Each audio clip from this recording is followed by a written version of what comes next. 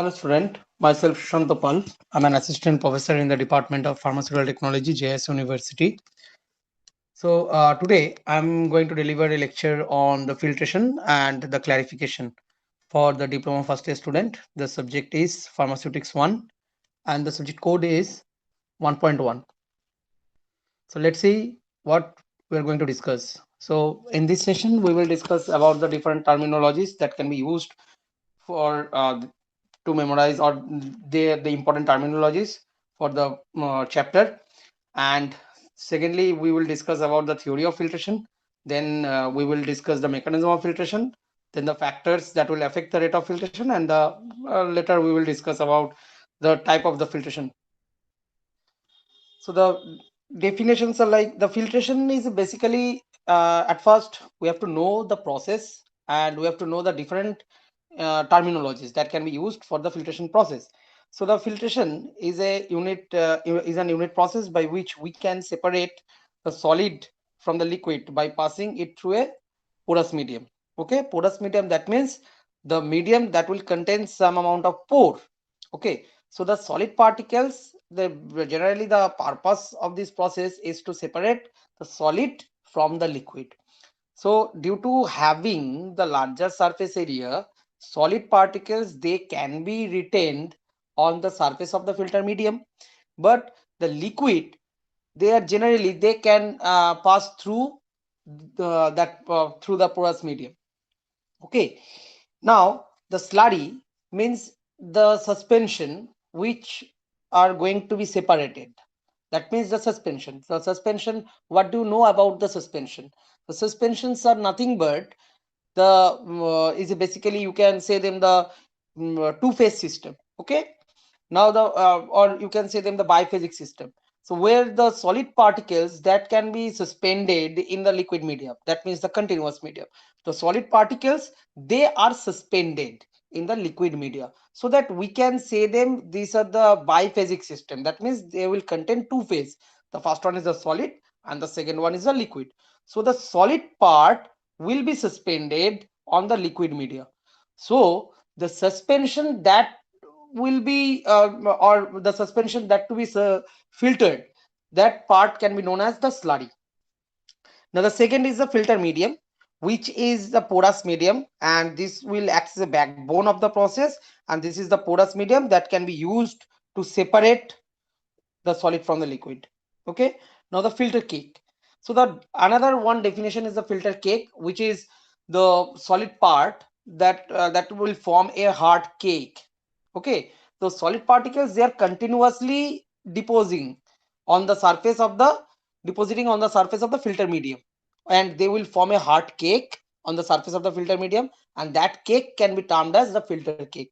So we can say them the accumulated solid on the filter medium. Now the next definition is the filtrate, the clear liquid which you are collecting, the clear liquid part, they can be termed as the filtrate. Okay, so it can be defined as a clear liquid which will pass through the filter medium.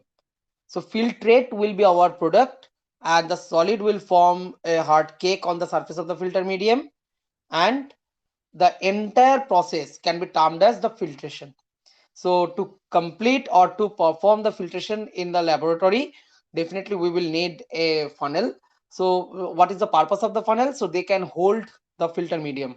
Okay, so the filter medium, as you can see in from the pharmaceutics laboratory, to separate the solid from the liquid, generally you can use a filter medium, a filter paper, and that filter paper is nothing but it is an example of the filter medium. So they can hold or they can retain the solid particles, and they will allow the liquid to pass through. Okay, now the filtration is basically they can be defined as a separation process by which you can separate the solid from the liquid, but the clarification is also it is a separation process. uh, but the solid content, when the solid content is less than 1.0% weight by volume, when the slurry will contain, the strength of the slurry will be less than or it will be 1.0% weight by volume, then the separation process can be known as the clarification. But in case of filtration, the solid proportion will be higher than that of clarification process. Okay, now the filtration process for the to complete the filtration process or to operating the filtration process, definitely we will need an equipment, and that equipment can be termed as the filters. Okay, now the for the clarification purpose we will need clarifier.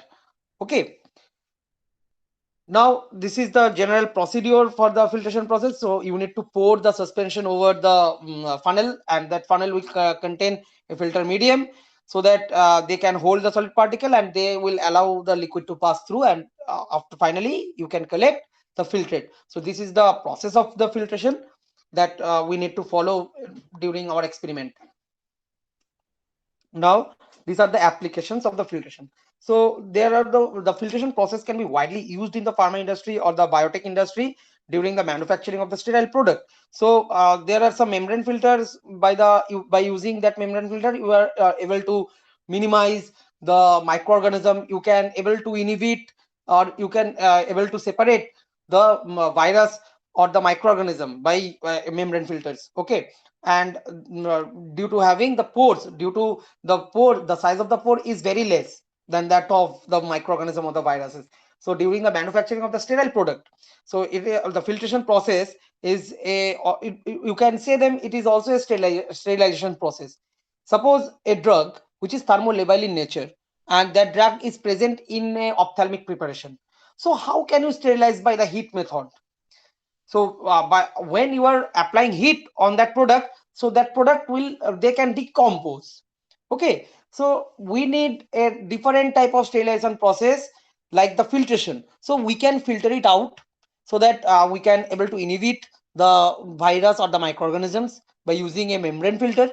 So filtration, we can say the filtration is a say sterilization process, or the you can sterile, or you can do the sterilization process by using the membrane filter. Okay, now the thing is that the first one is like I have mentioned in my presentation, that is the HEPA filter. So the full form of the HEPA is the high efficiency particulate air filter. Okay, so by using this filter, so you can find this filter in aseptic area, you can find this filter in hospital. Okay, so the function or the purpose of the HEPA filter, they can remove very small dust particles as well as the virus or the microorganism. And they can contaminate the air. So you can able to remove that particles or the virus or the microorganism from the air. So this during the manufacturing of the sterile product, it is very necessary to remove the smallest particle. Okay, now therefore the air can be filtered through the HEPA filter.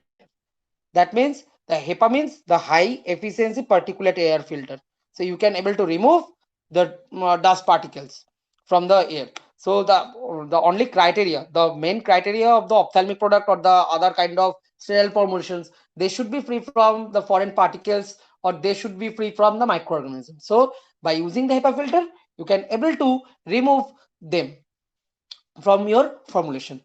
Okay, now the second one is the solution or the suspensions, or the eye drop or the elixirs. So they should be free from the suspended solid. So the filtration is a major step during the production of the such formulations. Okay, now the next one is the filtration is a method, and they can be used in the home to clarify the potable water.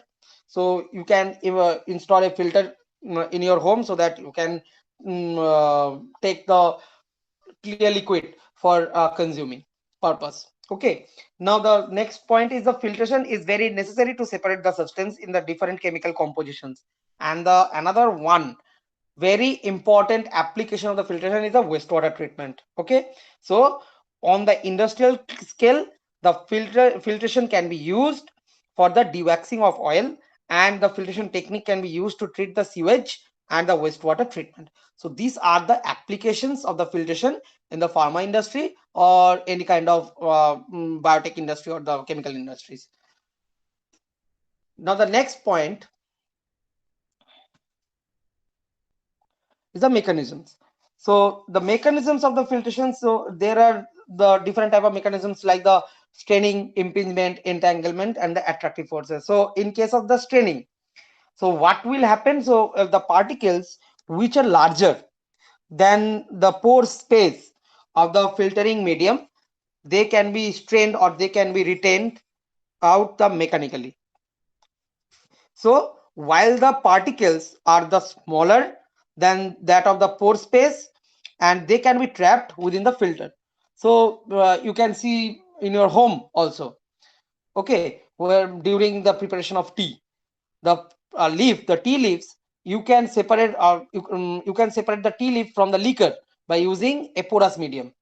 Okay, so or the screener or the strainer. So that equipment, the equipment by which you are separating, they can be termed as the strainer. Okay, so by using a strainer, you are able to separate the tea leaves from the liquor.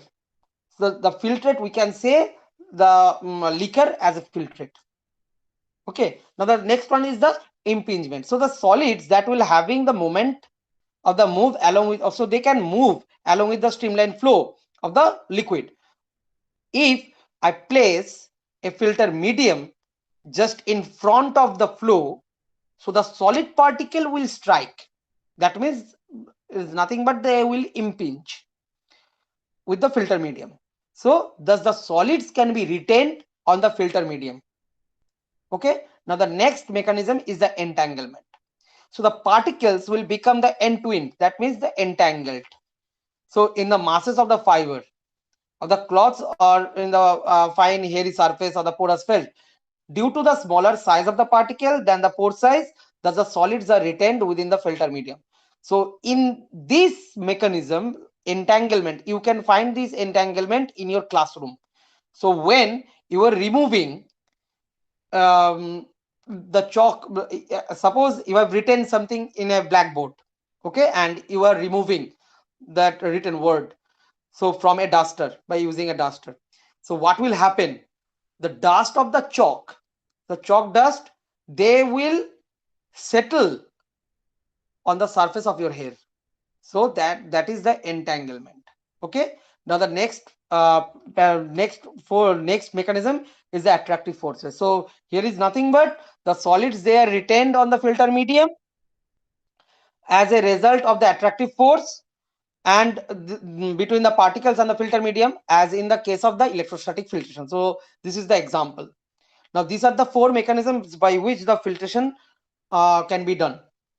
Now the theories of the filtration. So the before I start, so the filtration, the rate of the filtration is nothing but, as you can see, this is a mathematical expression. So rate can be defined as the driving force by the resistance. That means the driving force means the pressure or the force that is responsible for the process, and the resistance which will resist the process. So rate can be written as the driving force by the resistance. Okay, so the fluid will passes through the filter medium, which will offer the resistance to its passage. So under the influence of a force, that is the pressure difference across the filter medium. Now the rate of the filtration can be written as the driving force by the resistance, and there is a different theory like the Darcy's law, like the Poiseuille's law, like the Kozinski-Kármán equation. So we can see, so the at first we are starting with the Poiseuille's equation, and it will state that if the flow of the filtrate under the pressure through the capillaries is laminar, okay, so then we need to follow the Poiseuille's equation, and that can be written as the V equals to pi del p r to the power 4 divided by 8 L eta. So here V denotes the rate of flow, or the, you can say, the rate of filtration, and the del p is the pressure difference across the filter, and the R is the radius of the capillary in the filter bed, and the L is the thickness of the filter cake, and the eta is the viscosity.